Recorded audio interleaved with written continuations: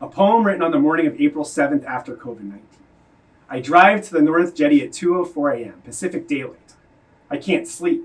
I have a perfectly good shelter, but the in place part is something I've never been able to figure out. I come to the same spot on the jetty when I feel unsure of what to do next.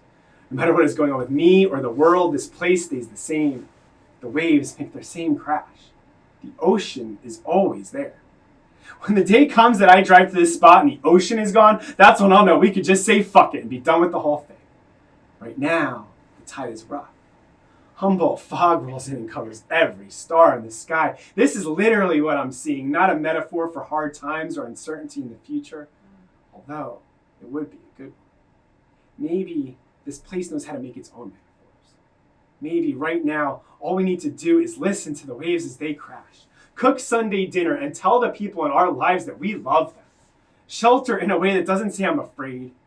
In a place where you'd rather say I'm trying the best I can instead of I'm sorry, I didn't know what I was doing. At 2:39 a.m. Pacific Daylight Time, I wonder if I could sit here until the sun comes up over the ocean. I wonder if I could sit here with you on a blanket until 6:49 a.m. Like that time we did in Asbury Park. We counted 7 shooting stars that we both saw. I knew if I just held you there a little longer and make everything better. But you said, we should get going. I know that no matter how hard I try, you will not sit here. No matter how hard I try, the sun will not rise over the Pacific Ocean, but I still wonder. 2:42 a.m. Pacific Daylight Time. I think about how tragic it would be if I didn't go and put my feet in the water. How tragic it would be if I didn't feel the wet sand between my toes the night I came to the North Jetty to die. So I take off my shoes and I run off to dip them in. And as I get closer to the water, it feels like the ocean is receding. With every step closer, it's somehow further away. I'm scared that there's a tsunami waiting to crash down around me. I'm scared that God is hiding there, neither omnipotent nor benevolent, just hiding there, the way cowards do. My feet feel a beautiful splash of water, and I rejoice. I let the moment pass without acknowledging it. I turn around and start sprinting back to my car. I don't know if I'm running away from a tsunami or God or Humboldt County, the love of my life or a lifetime of regrets. Maybe I just love to run. Maybe it feels good to move my body this way after spending the day in bed, after however many weeks we've been living this way. Maybe viruses aren't the only things that want to spread. Maybe it's okay to love the run. At 3:02 a.m. Pacific Daylight Time, I can confidently say it doesn't have to be towards or away from anything. It can just be on the beach for fun, to make you feel something other than bored, to let you know that the things you want in life are always there, even when it's raining or cold or you just don't feel like going. Thanks. Content warning. Drug relapse, vague suicidal ideation, biblical language, subpar writing, gendering death.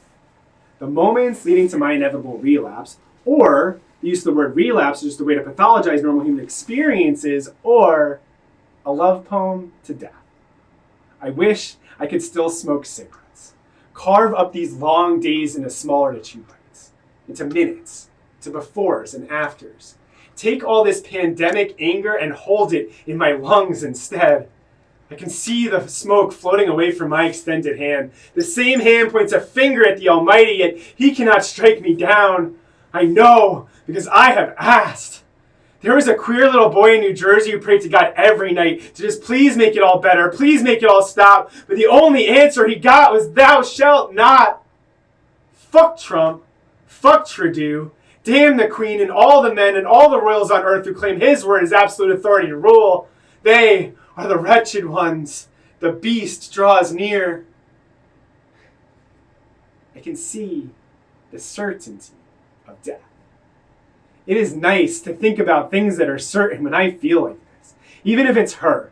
Even if it's all the moments of pain that lead up to it. Oh, how I miss her. She flirts with me, bites my lip the way I like. We get a little drunk and take off our clothes. I beg her not to stop. Keep going. She says, not today, baby.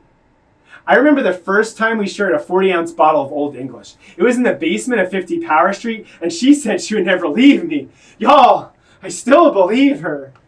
She still smokes, even though I quit. She killed all of my friends like it was nothing, and I'm left waiting for something. This is not like my other poems where I say how grateful I am to be alive or how I don't ever want to smoke again.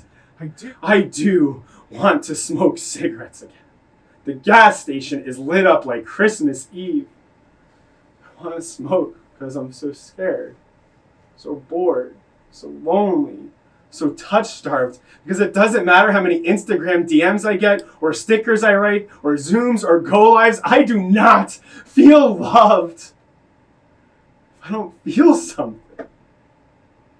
No, it sounds awful. I'm embarrassed to read this, but I still read this. If I use enough line breaks, it might look like a poem. If I'm honest, it might help. I still think it helps someone. I can still help someone. I realize that my dilemma doesn't matter. I can smoke or not smoke. I can drunk text death and see if she's still up, or I can write a love poem and go to bed instead. I've been known to write love poems and go to bed instead. A conversation about suicide with my dead friend. Eric burst through the door the way he always did. Greg B., how is your tour going? Are you famous yet? I tell him, it's going great. I'm meeting and connecting with people every day. I have meaning and purpose in my life. There is a drive inside me to thrive and succeed. It's a life beyond my wildest dreams. Eric looks at me with that old twinkle in his eyes. Greg, I'm so proud of you. I tell him, I wish I could say the same thing about you. He's upset by that and says, you know, I love you, Greg. I say, of course I know. I love you too. I'm just so mad. And I'm sad that I'm mad, and I'm mad that I'm sad. He tells me it's okay to be mad at me.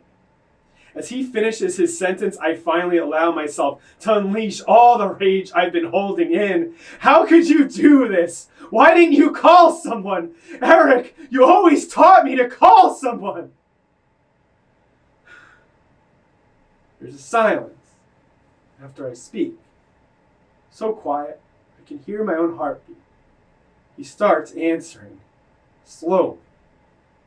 Can you relate to wanting to do something you know you shouldn't, but the urge to do it is so much stronger than you, and all the work and growth is behind you, and that phone in your pocket is the heaviest thing in the world to pick up?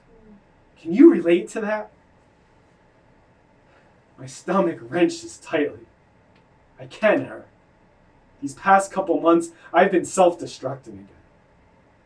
I know you have, Greg. You have to stop. You have to learn from what happened to me. I say, I've learned everything I know from you, but now you've made me question it. He hugs me, and I feel all of the love in the universe in the center of his hug, and I know the answer before he says it. Greg, every moment we have shared, every talk and walk, every meeting, every step we took together was real. You know it was all real. I nod my head and say, why did you do it? He smiles so wide, a smile I've missed for so long. His eyes light up the way they always did. He's impressed with the answer he's about to give before he even gives it. You know I can't tell you that. Things in this world don't happen to us. Things just happen. And sometimes life is random and cruel. You know that the why you're searching for in all of this doesn't matter. The past doesn't matter. What are you going to take away from this? What's the lesson? Turn my past into your future, Greg. Do you understand? Of course I understand. I wrote this whole thing. Every word of this conversation is from my imagination. All these poems, all these stories, the characters and voices, they're all from my imagination. It's almost like I'm still talking to myself. You're dead, Eric, and I'm never going to actually be able to ask you these questions. This is all I have. Of course I understand. He looks at me, just like Buddha, and smiles. Yeah, now you're getting it. All right, y'all. This is how to win a poetry slam in 11 parts. 1. Write a poem in 11 parts. 2. You have to have these perfect moments where it's like you're speaking directly to the crowd. They feel so understood by the things you're saying. It becomes less about you and more about their reactions. Then you just slip in the next number. 3. Write about love. It's what we all want. 4. Always give the audience what they want. Even if it's painful, even if they don't know they want it, even if you're not sure why you're on stage or what you want, why any of this matters, because all the audience really wants is you, just the way you are. Tell them something real. Remember that the show must go on. 5. Don't try to win a poetry slam. This is a game that started in a Chicago bar to make drunk people care about poetry. It's been working pretty great ever since, but don't confuse a bad score for a bad poem. Don't confuse losing a slam for being a loser. You are not one.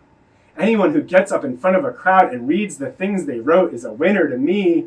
6. Never boo the judges. You can let your friends do that for you. 7. Always heckle your friends. 8. Did you forget number 5? Boo the judges all you want. This is supposed to be fun. 9. Have fun. 10. Drop something heavy at the end. We didn't come to a comedy show or a concert to forget about life for a while. We came to the safe space of a poetry show to confront our problems head on. I love saying that the show must go on, but it's actually a metaphor for life. Because even when everything is falling down around you, you just have to keep singing and dancing and figure it out. Please don't give up. I promise I won't. The show must. Our lives must go on. 11. Always bring the audience back. This is a place where we can process all of our pain and traumas, where we can take a stand on social and political issues, where we can openly discuss race, gender, sexuality. This is a place where we can be whatever we want to be and say whatever we want to say. Take the audience on your journey, but always make sure to bring them safely back to their seats. Make sure you tell them something that you needed to say and something they needed to hear.